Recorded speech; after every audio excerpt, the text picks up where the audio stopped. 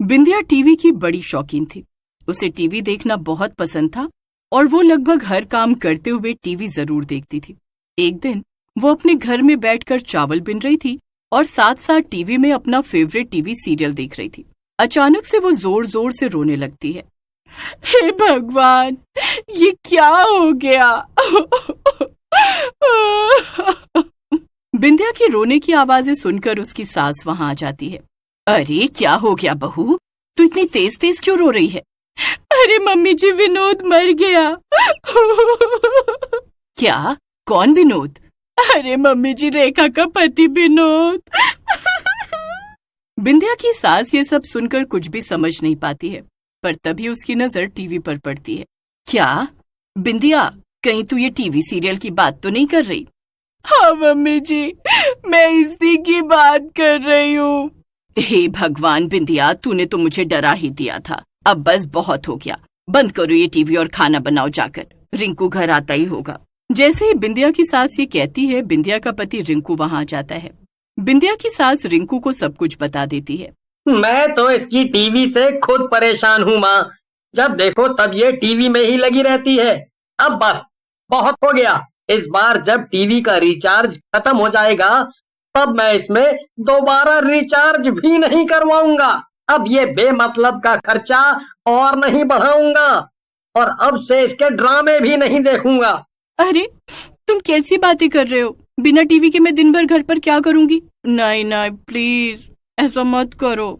लेकिन रिंकू और बिंदिया की सास बिंदिया की एक भी बात नहीं सुनते और अपने अपने काम में लग जाते हैं। अगले ही दिन टीवी का रिचार्ज खत्म हो जाता है और अब थोड़ी ही देर में बिंदिया परेशान हो गई थी। रिंकू अपने ऑफिस चला गया था और बिंदिया की सास अपने कमरे में सो रही थी। अरे अब मैं क्या करूं, मेरे पास तो करने को कुछ भी नहीं है। मम्मी जी भी सो रही हैं। हाँ, एक काम करती हूँ, कहीं बाहर घूम कर आती हूँ या फिर पड़ोस वाली मीना के घर चली जाती हूँ। वो भी इस वक्त मेरा फेवरेट सीरियल ही देख रही होगी। बिंदिया घर बंद करके मीना के घर चली जाती है, मगर वो देखती है कि मीना के घर पर ताला लगा हुआ था। अब उसे कुछ भी समझ नहीं आ रहा था कि वो क्या करे। वो वापस गुस्से में अपने घर आ जाती है। मेरा इतनी दूर जाना बेकार ही हो गया, मैं तो टीवी देख ही नहीं पाई। ऐसे ही कई दिन बीत जाते हैं, मगर रिंकू टीवी में रिचार्ज नहीं करवाता, जबकि बिंदिया उससे कई बार रिचार्ज करवाने को बोलती है। एक दिन बिंदिया तंग आकर गुस्से में अपने मायके जाने का ठान लेती है। अब बस बहुत हो गया, अब तो मैं जा रही हूँ। अब जब तक रिंकू जी टीवी में रिचार्ज नहीं करवाएंगे मैं वापस नहीं आऊंगी। हाँ, एक काम करती हूँ, एक कागज में ये लिखकर चली जाती हूँ कि मैं गुस्सा हूँ और अपने मायके जा रही हूँ। बिंदिया एक कागज पर ये सब लिख देती है और उसे वहीं टेबल पर छोड़कर अपना सामान उठा लेती है। उसकी सास आज भी अपने कमरे में सो रही थी। बिंदिया अपना सामान उठाकर पैदल पैदल चल देती है। उसका घर ज्यादा दूर नहीं था, मगर बीच में रास्ता काफी सुनसान था। ये रास्ता हमेशा की तरह आज भी सुनसान है, मगर आज धूप कितनी तेज है, कहीं मैं चक्कर खाकर गिर न जाऊं। तभी अचानक से बिंदिया को सच में चक्कर आ जाता है और वो बीच रास्ते में ही बेहोश हो जाती है। जब उसकी आंख खुलती है तब वो देखती है कि वो एक घर के किसी अंधेरे से कमरे में पड़ी थी और उसके हाथ पैर बंधे हुए थे। अरे ये क्या हो गया? ये मैं कहाँ गई? ये तो मैं बड़ी मुसीबत में पड़ गई। लगता है किसी ने मुझे किडनैप कर लिया है। पर तभी बिंदिया की नजर उस कमरे के दरवाजे पर पड़ती है, जो कि हल्का सा खुला था और बाहर से हल्की हल्की रोशनी आ रही थी। इतना ही नहीं, अचानक से एक डरावनी सी हंसने की आवाज भी आने लगती है। हे भगवान, ये तो बड़ी डरावनी आवाज है। ये आवाज तो बिल्कुल किसी डरावनी डायन या चुड़ैल की आवाज लग रही है। कहीं ये सच में तो कोई चुड़ैल नहीं? ये सोचकर बिंदिया रोने लगती है। वो किसी तरह अपने हाथों में बंधी हुई रस्सी को खोलती है और फिर धीमे से वो दरवाजे की तरफ जाकर बाहर झांकने लगती है। बाहर का नजारा देखकर बिंदिया के होश उड़ जाते हैं। इस कमरे के बाहर एक दूसरा कमरा था, जहां पर एक टीवी और एक कुर्सी रखी हुई थी। उस टीवी पर बिंदिया का मनपसंद टीवी सीरियल चल रहा था, जिसे देख देख कर कुर्सी पर बैठी डरावनी चुड़ैल जोर जोर से हंस रही थी। ओह, तो वो रोशनी इस टीवी की थी और ये तो मेरा फेवरेट सीरियल है। अरे रे रे, ये क्या चल रहा है इसमें? अरे ये विनोद तो मर गया था, फिर ये वापस कैसे आ गया? क्या ये मरने का नाटक कर रहा था सिर्फ रेखा की डायन सौतेली बहन को बेवकूफ बनाने के लिए? अच्छा हुआ ये तो। बिंदिया खुद से बात करने में खो गई थी, पर चुड़ैल बिंदिया को हंसते हुए देख, ये क्या, तेरी रस्सी कैसे खुल गई और तू बाहर कैसे आ गई और ऊपर से इतनी तेज तेज हंस रही थी? रुक, अभी सबक सिखाती हूँ तुझे कच्चा चबा जाऊंगी। अरे रे रे, माफ कर दो मुझे मत खाना प्लीज, मैं तो बस वो मेरा फेवरेट टीवी सीरियल देखकर हंस रही थी और कुछ नहीं। क्या? तेरा फेवरेट टीवी सीरियल? ये तो मेरा भी फेवरेट टीवी सीरियल है। क्या सच में? अरे तुम्हें पता है, मेरे पति और सास ने मेरे साथ बहुत गलत किया। कुछ समय पहले जब मेरे टीवी का रिचार्ज खत्म हो गया, उन्होंने कहा कि अब वो उसमें रिचार्ज नहीं करवाएंगे ताकि मैं टीवी न देख सकूं, वरना मैं तो टीवी की बहुत शौकीन हूँ। वाह वाह, टीवी की शौकीन तो मैं भी हूँ। मैं तो तुझे यहाँ खाने के लिए लाई थी, मगर अच्छा लगा जानकर कि कोई मेरी तरह और भी है जिसे टीवी देखना पसंद है। तो बता मुझे, तू और कौन कौन से टीवी सीरियल देखती है? मैं तो सारी के सारे ही देखती थी।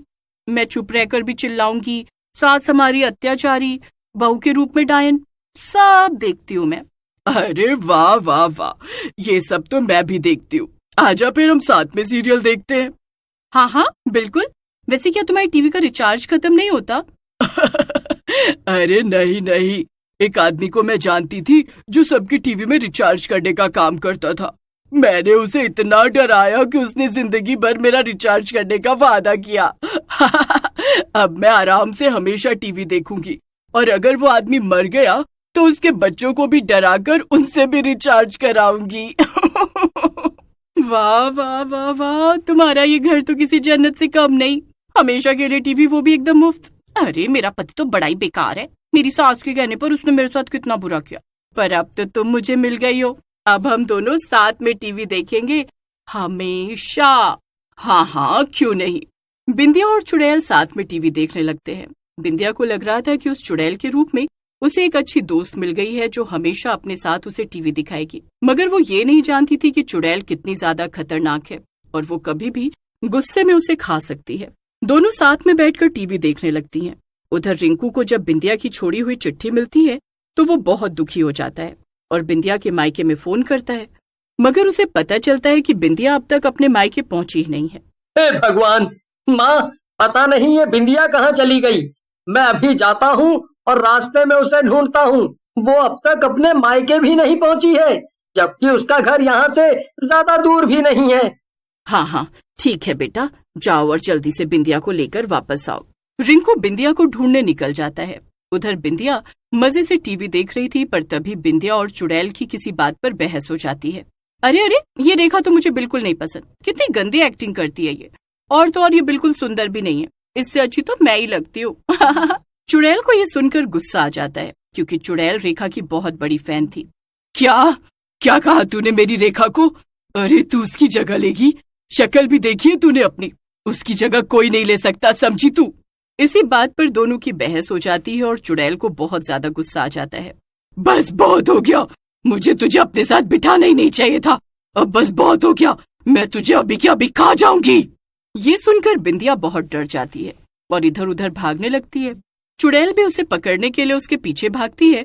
तभी बिंदिया को बाहर जाने का दरवाजा दिख जाता है और वो दरवाजा खोलकर बाहर भागने लगती है। अब क्या करूं, कहाँ जाऊं, पता नहीं ये कौन सी जगह है। मैं तो बड़ी बुरी फंस गई आज। रुक जा, अभी बताती हूँ तुझे। रुक जा, मेरी रेखा की बुराई करेगी। रुक रुक तू अभी। बिंदिया तेजी से किसी भी तरफ भाग रही थी। उसे रास्ता बिल्कुल भी समझ नहीं आ रहा था और पीछे पीछे चुड़ैल भी उसे पकड़ने के लिए भाग रही थी। वहीं दूसरी तरफ से रिंकू उसे ढूंढते हुए आ रहा था।